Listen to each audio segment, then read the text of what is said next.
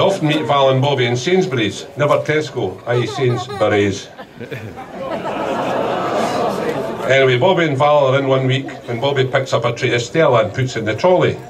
Val says, "Where do you think you're going with those?" Bobby says, "They're on offer, only £10 for 24 cans. Val says, "Put them back. We can't afford to spend any more on your drink." So they carry on shopping. A few hours later, Val picks up a £20 jar of face cream and sticks it in the trolley. "What the hell's that for?" says Bobby. He must have been so angry he was getting brave. Val replies, "It's my face cream. It makes me look younger."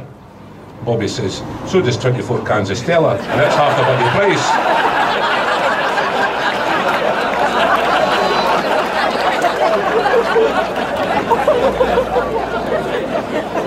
Poor Val. Bobby's retired and she's still featuring it. Anyway, I'd like to thank Bailey John Cunningham for his few kind words about fraternity and the other organisations riding this year. He's obviously done a lot of research and taken a lot of time over his speech, and it was almost worth it. I was looking for information on John for my reply, so I sent an email to the clerk of the Deacons Court, asking him to tell me what he knew. After 3 weeks, Mr. Efficiency responded with John's surname. Well, I suppose passing on information was never going to be the strong suit of a man who spent his life as a teacher in Bowness.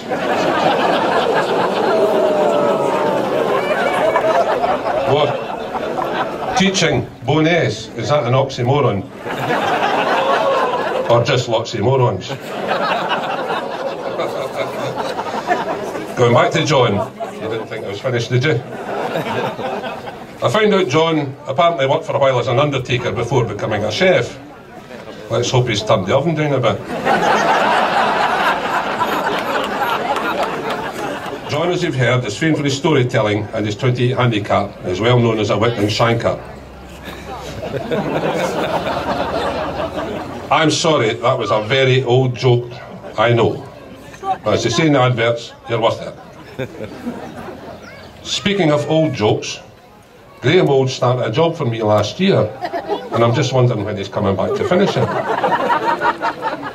Apparently he's been busy all year composing that speech. As you can see, the line of talent in the Deacons Court is assured for years to come. I can't wait. I can't believe you spend years of training as a junior, middle and senior Bailey just to turn out like Norman Cummings.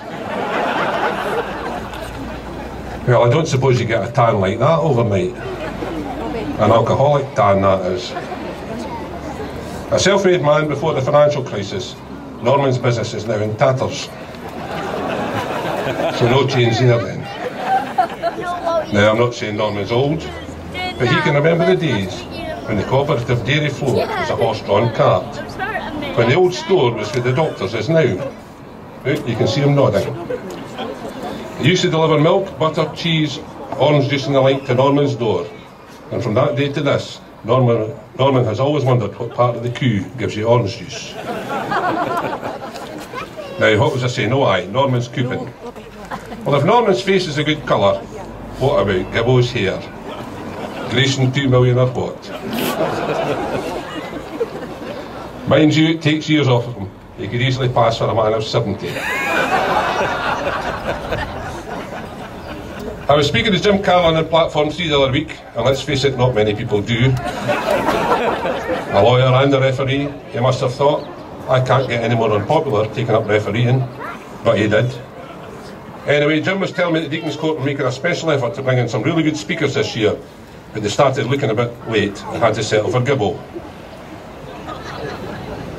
I saw Donald Ford earlier, I just wondered what he was doing here this year. Anyway, strange enough, Ian used to be a rugby referee, and maybe that's what he and Jim have got in common. Nobody likes him. That and great speeches at the brig. Ian, as we all know, is a well-kent figure in the town, and a difficult man to miss in the high street, but I can assure you it's well worth the effort. Ian is also a very modest man, and tells me he almost single-handedly builds the extinguishers float each year, but he lets others take the credit. What a guy. Perfect for the bonfire this year. Now, I could go on all day bringing up the Deacons Court, and their guests, but all things, good things must come to an end. The truth is, we're all here for one reason. What we share is our love of the town, the people who live here, and our ancient tradition of riding the marches. Sorry, that's 3 reasons. It's an honour and a privilege to be here, and on behalf of the Fraternity of Dyers and all the other organisations taking part, may I thank my fellow speakers today for their entertaining speeches. May I thank the Deacons Court for their work in helping to maintain this wonderful day. And finally, may I thank the people of Linlithgow Bridge once again. The warmth of your welcome and the generous hospitality are second to none.